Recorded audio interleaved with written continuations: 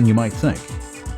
If you're only taking a short break, simply leave the suction tube and prime tube submerged in the paint and relieve the pressure in the system by turning the spray prime valve to the prime position.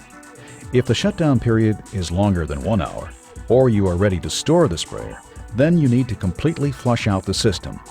Proper flushing and storage of your Magnum unit is vital to the life and performance and to ensure your Magnum unit is ready for your next painting project. For shutdown and cleaning after using a water-based material, turn the power switch off and turn the spray prime valve to prime to relieve pressure in the system. Next, place the suction tube and prime tube into the empty waste pail. After checking the gun safety, unscrew the tip and guard from the gun. You're already familiar with the steps for using the power flush attachment. The steps for power flushing after using a water-based paint are very similar. First, after attaching the power flush attachment to the hose, go ahead and rinse off the suction tube, prime tube, and inlet screen. Don't forget to rinse off the tip and guard as well. Next, attach the hose and power flush attachment to the suction tube. With the power switch off, turn the spray prime valve to spray and the pressure control knob to the cleaning icon. In order to save the paint that's in the hose, turn the gun safety off and squeeze the gun trigger while pointing the gun into the paint pail and turn the power switch on. The unit should start pumping. When you start to see paint from the gun that's diluted with water, move the gun to the waste pail while keeping the gun trigger squeezed. Keeping the trigger squeezed will keep you safe and help you avoid a splashback hazard and will keep you and your surrounding area clean as well. After moving the gun to the waste pail, you'll want to keep the gun triggered for about 2 minutes or until relatively clear water comes out of the gun. Then release the trigger. With the prime tube in the waste pail, turn the spray prime valve to prime to relieve the pressure in the system. If you have an XR sprayer, this will clean the InstaClean filter. You will want the water to flow through the sprayer for at least 20 seconds or so. Turn the power switch off along with the water to the hose. Go ahead and remove the power flush attachment and unscrew the garden hose. The sprayer is now clean, but you'll also want to fully clean the tip guard, inlet screen, and gun filter to ensure proper performance. To clean the tip guard, and inlet screen, simply use a soft bristle brush to remove any paint after rinsing with water. Each of the Magnum SG guns has a filter in the handle to help prevent tip clogs. If you own an SG gun that came with the XR7 or XR9 sprayers, simply unclip the trigger guard and unscrew the handle of the gun. Remove the gun filter and clean it with water and a soft bristle brush. Reinstall the gun filter with the round end up. Screw on the gun handle and clip the trigger guard back onto the gun. If you own an SG1 EF gun that came with a Magnum DX or XR5, then unscrew the hose from the gun and remove the filter to clean.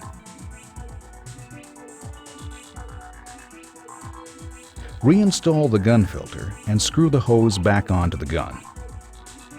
Now, screw the tip and guard housing back onto the gun and tighten the retaining nut using a wrench. Your gun is now clean and ready to be used the next time. While the InstaClean filter on the XR units is self-cleaning, to ensure peak performance, you might also want to check the InstaClean filter on your Magnum XR sprayer. First, unscrew the hose from the sprayer. Then, using a wrench, remove the outlet fitting. Remove the filter and inspect it for debris. If needed, clean the InstaClean filter with water and a soft bristle brush. Reinstall the InstaClean filter by installing the round end of the InstaClean filter in the outlet fitting, then using a wrench to replace the fitting into the sprayer outlet. Finally, reconnect the hose to the sprayer. Now that your sprayer is clean, you'll want to prepare it for storage. You never want to leave water in the pump for any length of time because water is corrosive and can cause considerable damage to the sprayer's pump. To protect and store your Magnum sprayer, you'll need to replace the water with a storage fluid such as Magnum Pump Armor. We have included a small sample of Magnum Pump Armor along with your sprayer, and more can be purchased at your local Graco retailer. To remove the water from the sprayer's system, follow the same steps as loading the pump with paint, except now you'll be loading the pump with storage fluid. Simply place the prime tube into your waste pail, and then place the suction tube in the pump armor storage fluid. Now you'll go through the normal steps to prime the sprayer. With the power switch off, turn the spray prime valve to prime and turn the pressure control knob to the cleaning icon. Turn the power switch on and the unit will begin to pump. Storage fluid will then be drawn into the system and will soon come out of the prime tube. When you see the pump armor coming out of the prime tube, turn off the power switch and turn the spray prime valve to spray. This will keep the storage fluid in the sprayer. Replace the inlet screen. Coil up the hose, unplug and wrap the power cord around the wrap bracket and place the suction tube and prime tube in a plastic bag or container to catch any drips. And that's it. Your sprayer is clean and ready for storage. While Magnum Airless sprayers are built to spray a wide variety of paint and other materials, Magnum sprayers are not intended to be used to spray filled or aggregate materials such as sand, concrete, or textured materials. Please refer to the paint or material manufacturer's specification sheet for more detailed information about the material's ability to be sprayed. To extend the versatility of your new Magnum sprayer, visit your local Graco retailer or contact Graco to learn about pressure roller attachments, reversible spray tips, and tip extensions. But don't go quite yet. Using an airless sprayer will take time getting used to. If you're new to using airless spray equipment, then you might experience some difficulty. If so, please continue watching for some basic troubleshooting information. One common issue is that the power switch is on and the sprayer is plugged in, but the pump doesn't run. It's normal for the sprayer's motor to shut off when the system reaches the appropriate pressure setting. Generally, this means the pressure control knob is set at the minimum setting. Simply turn the pressure control knob to the right to increase the pressure and the pump should begin to run. Another common issue is that the trigger cannot be squeezed. This generally means that the trigger safety is on and it simply needs to be put in the off position.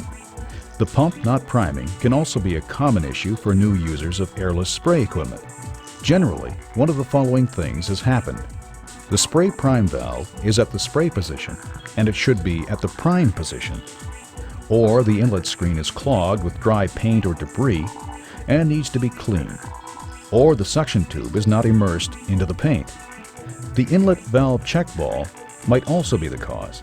If the ball is stuck, remove the tube and place a pencil up into the inlet section to dislodge the ball. This will allow the pump to prime properly.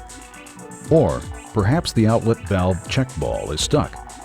If the ball is stuck on the XR sprayers, simply open the easy access door using a screwdriver.